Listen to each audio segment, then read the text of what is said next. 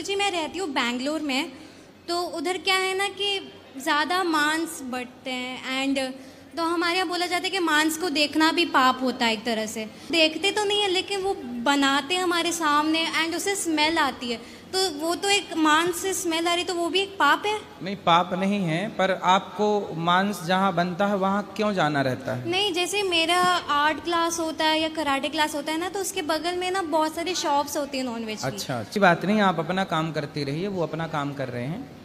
जी बुराइयों के बीच में कीचड़ में जैसे कमल रहता है, वैसे हर बुराई के बीच में हमें अच्छा बन के रहना चाहिए। ओके गुरुजी, मेरा तीसरा प्रश्न है कि जैसे हमारे यहाँ बोला जाता है 48 लाख योनियाँ होती है ना, तो उसमें एक जेली फिश भी आती होगी, आपने सुना ही होगा। तो वो ऐसा जानवर है कि वो मर नहीं सकता। उस एक मछली, वो एक फाउंड भी हुई थी राम जी के युग से भी बहुत पुरानी, वो 500 मिलियन ईयर्स हो गए हैं, वो अभी भी जिंदा है। तो अगर हम लोग वो बनते हैं जेली फिश एंड हम लोग वैसे ही रह जाते हैं तो हमारा तो युग तो फिर बढ़ेगा ही नहीं, हम लोग तो वापस से मनुष्य गाय में ये सब तो परिवर्तन होंगे ही नहीं। सी में पाई जाती है जहाँ लोगों का भी जाना थोड़ा मुश्किल हो जाता है। हाँ, तो वो समुद्र के अंदर है ना। हाँ, लेकिन जब तक उसे कोई मारेगा नहीं वो मरेगी ही नहीं। नहीं तो क्यों मारना है? नहीं, मरेगी नहीं, लेकिन अगर जैसे कोई पाप करता है फिर उसे बनना पड़ता है योनिया, 84 लाख योनियों में तो अटक ही जाता है एक तरह से।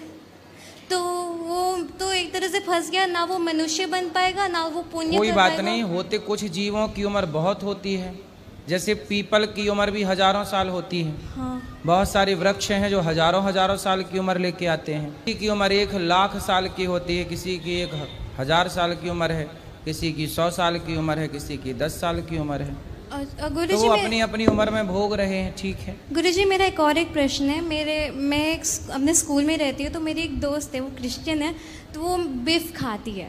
जैसे मैं अपने दोस्तों के साथ बात करती हूँ तो वो मुझे कहती है मैं बीफ खाती हूँ, तो थोड़ा गुस्सा आता है। आप कहते हैं कि गुस्सा नहीं करना चाहिए, तो मैं क्या करूँ? वो बोलती है कि मैं अपने नानी के घर जाती हूँ तो वो मुझे देती है, मैं खाती हूँ, हमें अच्छा लगता है। तो मुझे लगता है ना कि वो मेरे सामने ही ज़्यादा बोलती है। क्योंकि हम लोग गाय को माता के नाम से जानते हैं, गाय की सेवा पूजा करते हैं। तो कुछ लोग हिंदुओं के अपमान के लिए बीफ का नाम लेते हैं, क्योंकि वो ये बताना चाहते हैं कि देखो तुम तो पूजा करते हो, हम तो खाते हैं गौमांस। आज समाज में इस बुराई को कैसे रोका जाए बड़ा कठिन है, इसलिए हम सब गाय की सेवा करें। देखिए हमारा सनातन कितना अच्छा है, हमारी संस्कृति कितनी अच्छी है कि हम शाकाहार करके अपना पेट भरते हैं और अपने स्वाद और अपने पेट के लिए किसी भी जीव की हत्या नहीं करते।